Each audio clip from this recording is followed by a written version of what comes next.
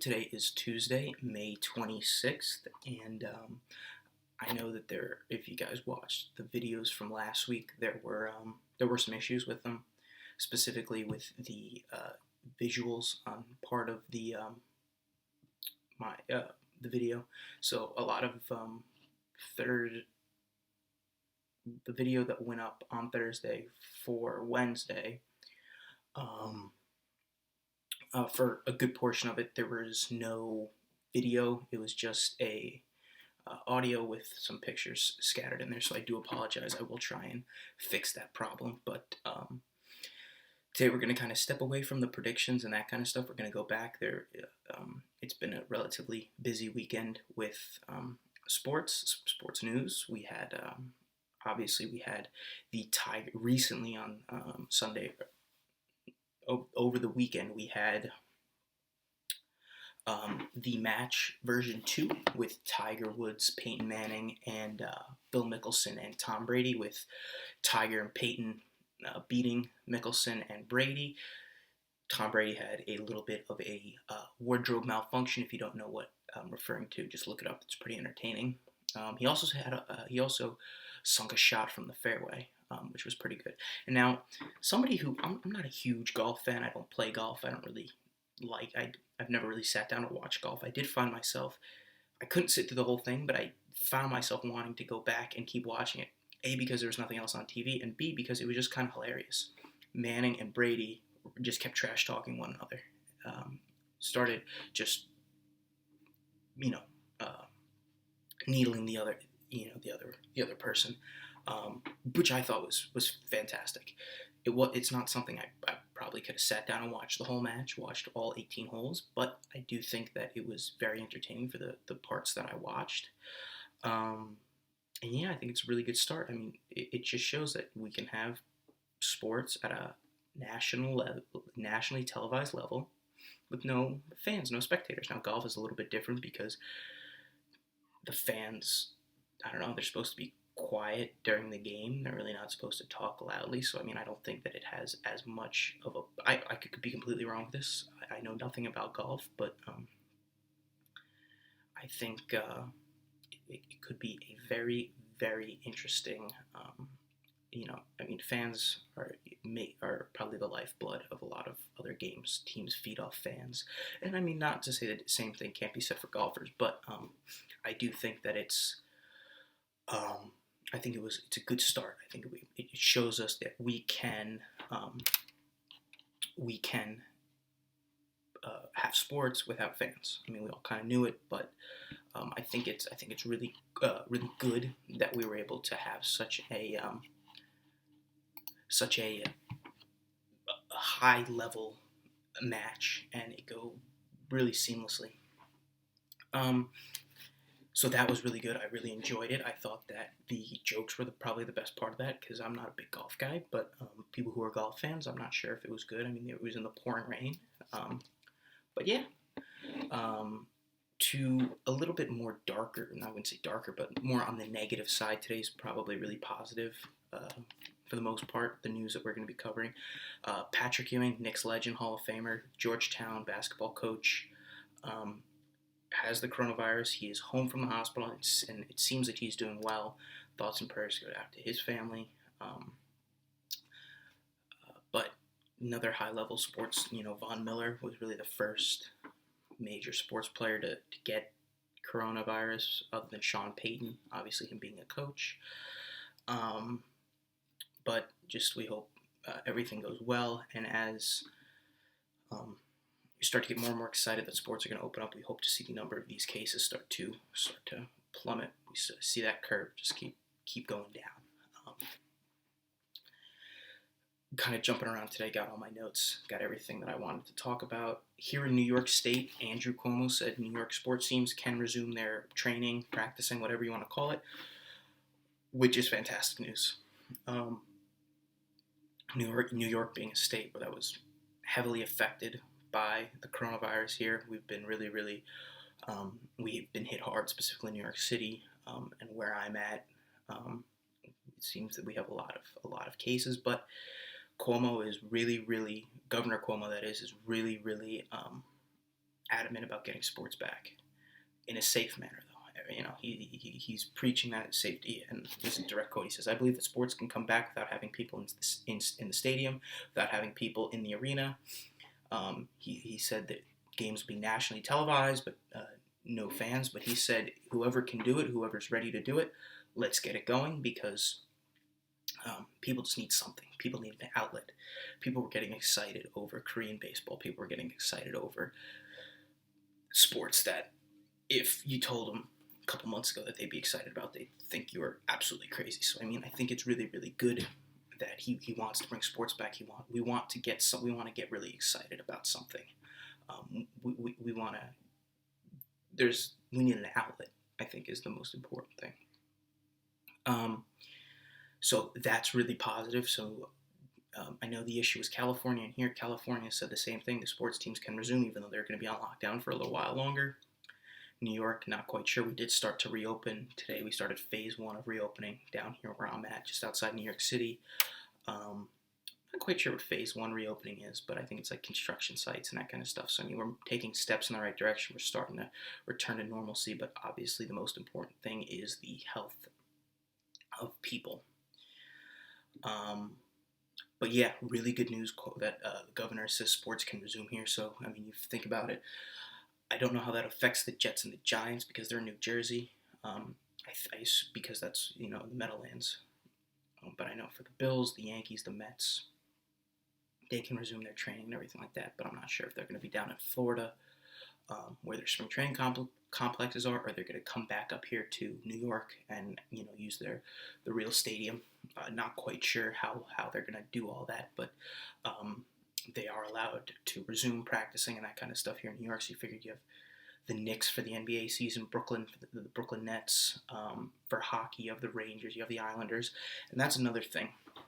Hockey has a very interesting playoff format. So I'm going to put a graphic up right here. I believe it's called the COVID Cup bracket.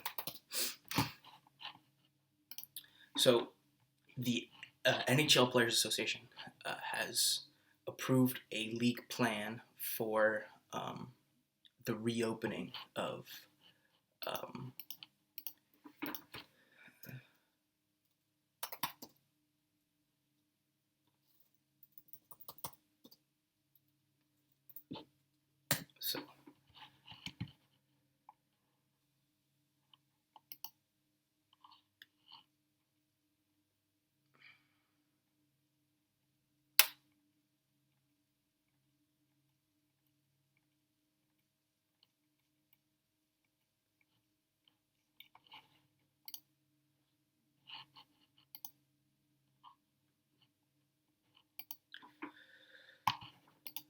So here, there should be a picture up now.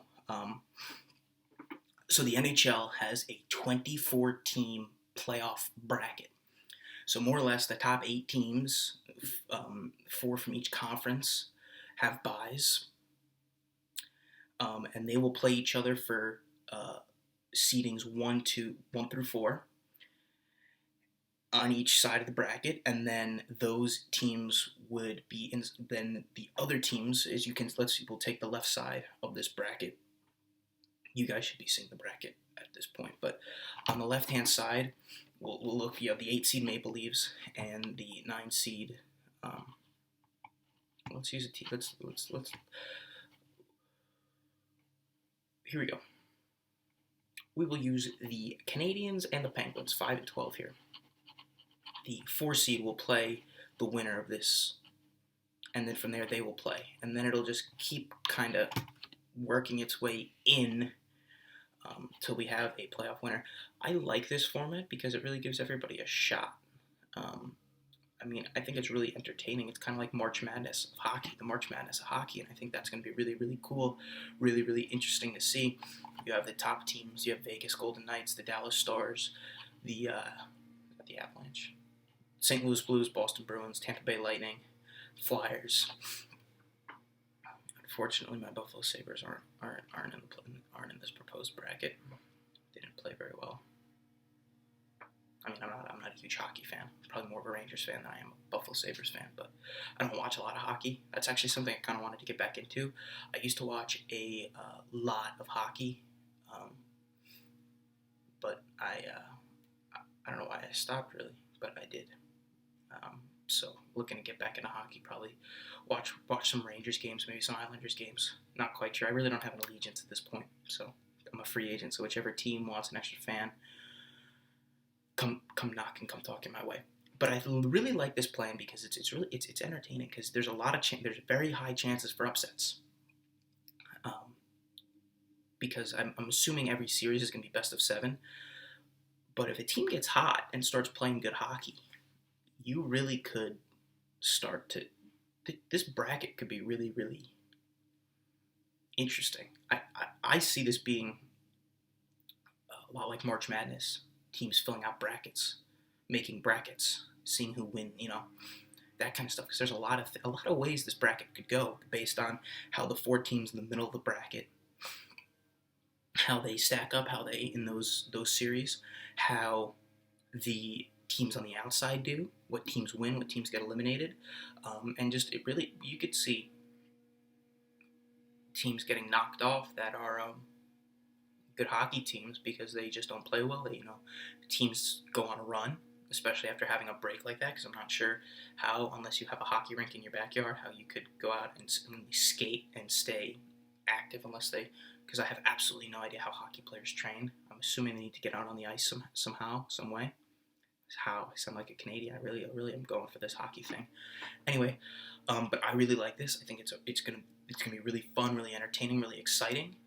And yeah, but I think this is really, really cool. Now, transitioning back to the NBA, it appears that all the games will be taking place in Orlando. The rest of the season will be in Disney. That's the way it's looking. Don't really have it was between Vegas and Disney, and I think after seeing the Last Dance documentary, how Michael Jordan gambled, all his gambling addictions, they decided going to Vegas would be a good idea. Have players start getting ideas. Bad joke, sorry. All right, anyway, moving on. Please don't click off the video, please. But games are going to be played in Disney, and I think that's cool. Good, I guess. I mean, I really don't have I don't care where the games are played. I just want sports to happen, to be honest with you. Now, the biggest obstacle, I'm jumping around a lot because I have a lot of ideas that start popping into my head. Baseball. I made a lot of videos talking about the proposal and how players weren't happy with the new proposal. And Chipper Jones, who is a MVP, All-Star, Hall of Famer, first overall pick, had some very, very interesting comments. He said, 30 million people in America that are out of work right now don't want to hear about millionaire baseball players. We're going to go with complaining. I don't want to, I don't know how this video gets censored, but complaining because they're only going to get 25 or 30% of their salary this year. They don't want to hear that. I think Chipper Jones is a very good point. Now, my microphone's all broken. Anyway, Chipper Jones had a statement, and he is less optimistic about the resumption. It's made me less optimistic that they continue to squabble over dollars and cents, salaries, revenue sharing, all that kind of stuff. Blake Snell came out last week, and as a former player, it was not a great look for the players. I think that if he had stuck to the narrative of the health issues and concerns over that as opposed to I'm not going to play because I'm not going to get my money, that was a little bit of a bad look, and I completely agree. He made the wrong point. He highlighted the wrong thing. The main thing to highlight is the health and safety aspect, and then you just slide the fact that you're not going to get paid kind of right in there, and then people are like, hey, that's actually a good point. We want to be healthy, but these players also aren't going to pay. Now, the people sharing that kind of stuff, it doesn't make me feel very good that these players are complaining over millions of dollars, or complaining over the fact that they have jobs. they should be considered lucky. Like Chipper said, there are 30 million Americans who are out of work. The unemployment rates are at the highest they've been in 17 years since we had a lot with we had the economic recession in 2007. I was too young, but to remember that. But we had a recession and unemployment spiked. There were issues. The progress that had been made in 17 years in unemployment was wiped out in a span of, I think, 2 or 3 weeks because of all of this that was going on. Chipper also went on to say if they can come out and assure that teams and individuals on those teams, as well as some of the coaches that might be 60 or 70 years old, that the virus poses a huge threat to those people, if they can assure everybody that clubhouses and stadiums and airplanes and hotels are all going to be completely safe, then I say we get back to it. That's a big thing that people aren't considering. People are saying, well, these players are young, they're healthy. You gotta look, managers, Joe Madden's 60-something years old. You get coaches that are Rick Honeycutt's not, managers and coaches, they're not young players. I mean, you get some of them that 30, 40 years old guys like Aaron Boone, younger manager. But, I mean, you got to take that into consideration just as much as players' health is because these people are going to be around players all the time. I don't see this getting resolved quickly. This needs to be resolved by the end of this month. If this thing isn't resumed in the next week, it's not going to be good because the spring training, as they're calling it, is supposed to be starting middle-ish of second week of June. And if they don't have an agreement by June 1st, first week in June, the season's going to get pushed back even more. And I think after a certain point, they just have to can the season and say this isn't going to happen. I heard something I don't remember where it was. But the team that really is enjoying this whole thing the most is the Houston Astros because everyone kind of forgot about everything that was going on with them because now fans are just upset because the season's, there's all these roadblocks in the way of the season, so it's not going to go, now they're just worried about a season, they're not worried about hating the fans. But I'm telling you, if the season happens as soon as it does, those Astros are going to never hear the end of it. Because what they did was wrong. And the punishment they got was... I could do a 7-hour video ranting. But I won't. I'll save you guys that. They did something that was really wrong. There's a certain... Everyone cheats in baseball. But cheating is skill-based. Decoding someone's signs from second base... The player decoding the signs is one thing. That every team tries to do. Teams use cameras to decode signs. I don't have a problem with that. The biggest problem I had with them is the fact that there is an immediate response to the stealing of the sign that gave the Houston Astros an incredibly unfair advantage. The piece of evidence that I see the most is the fact that Jose Altuve, the MVP, had a 400 batting average at home and a 167 average on the road. That's the biggest piece of evidence right there is the fact that Jose Altuve, batting average 300 points better at home than on the road. But like I said, I'm not going to get too into it. I'd be here for an hour. 2 hours maybe.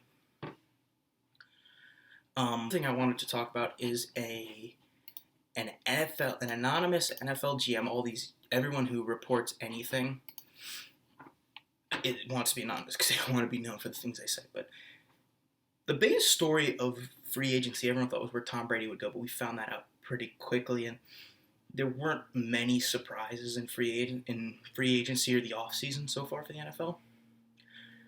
The biggest was Cam Newton getting cut and not having a job. And to be honest with you, it doesn't seem like there are any teams that want him. Not even as a backup. Certainly not as a starter. Pretty much every team out there has a quarterback. You look, the Jacksonville Jaguars, going with Gardner Minshew. Well, or they're potentially tanking for Trevor Lawrence, but there was that.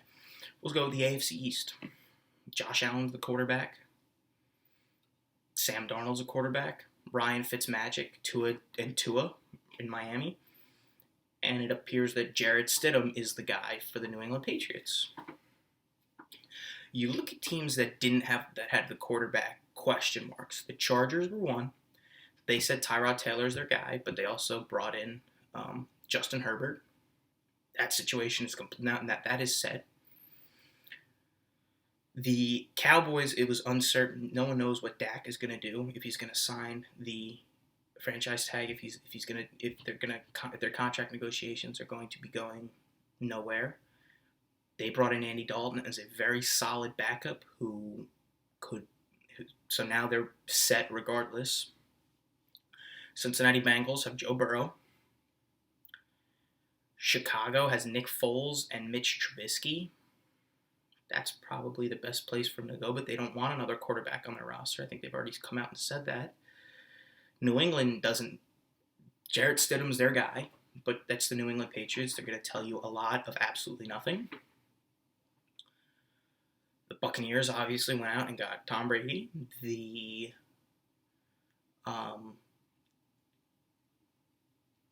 Colts signed Phillip Rivers. All the teams that seem to need quarterbacks took care of it. Took care of their quarterbacking situation. The Rams have Jared Goff. Not sure if he's their guy, but he seems to be their guy. Right now, they don't have any money. They don't have any money anyway. They still owe players salaries from last year, which I think is completely unbelievable. How you can still not pay a player is I find that ridiculous. How that's not been something that's been brought to the league's attention. How there's not some sort of lawsuit, I think is amazing. The fact that you still owe players. It's not like, okay, if it's $40,000 in incentives. No, they're owed millions of dollars in incentives. Clay Matthews is owed millions of dollars. Todd Gurley is owed, I think, $2 million. The Rams have no money. They're in debt. I don't know how how that's all gonna work. And then you look at the Raiders. The Raiders have Derek Carr. The Raiders quarterbacking situation.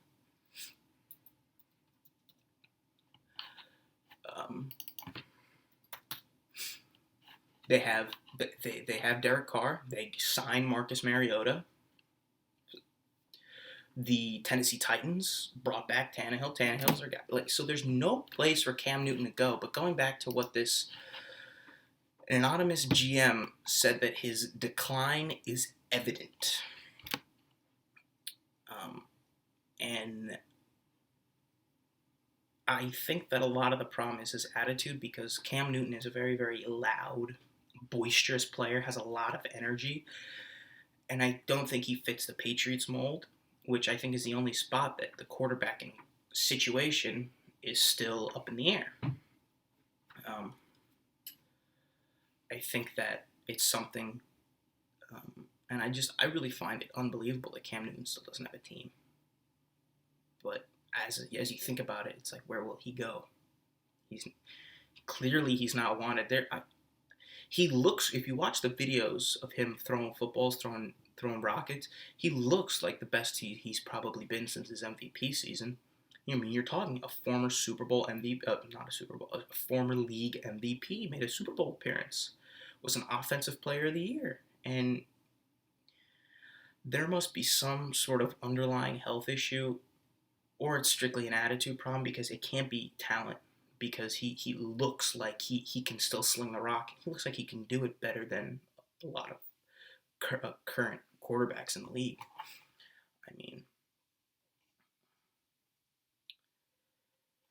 one general manager saying, not saying he can't bounce back, but the decline is evident. I really think it's really something that I don't think he's gonna. He really needs to latch on as a second or third stringer.